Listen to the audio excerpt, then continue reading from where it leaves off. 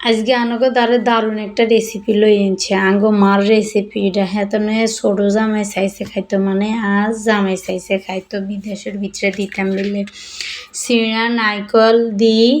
আর আখাই গুড় দি অথবা চিনি দি কেউ দেন যায় মানে হাতে যদি সমস্যা হয় চিনি তো ক্ষতি করে এলাই আমি মিডেল লেগেছি আমি প্রথমে লই হালাইলাম আনাগোল্লায় চিড়া এরহাদি মিডা এরহাদি নাইকল দি আসসালামু আলাইকুম রহমতুল্লাহি বারাকাতু। প্রথমে আই কতগুণ চিড়া লইলাম দেখলেন তো চিড়া লই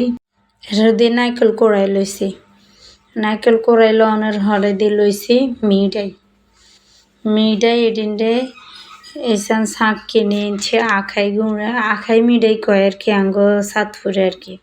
এর হরে আঙ্গো মা এডি ভাজি লইছে এসান লাল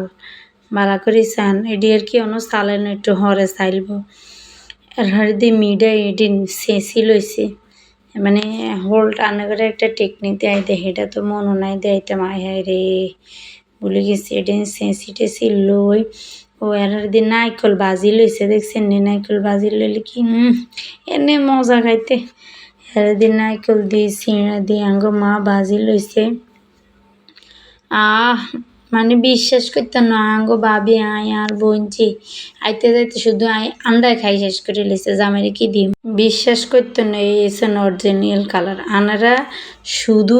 খাই এরহরে দিয়ে আঙ্গো মার রেসিপির কথা প্রশংসা করতে নেবেন আর মুখে সাফা কিছু শুনতেন না জামাইরে দিয়ে দিছি হেতো ভালো করে খাইব।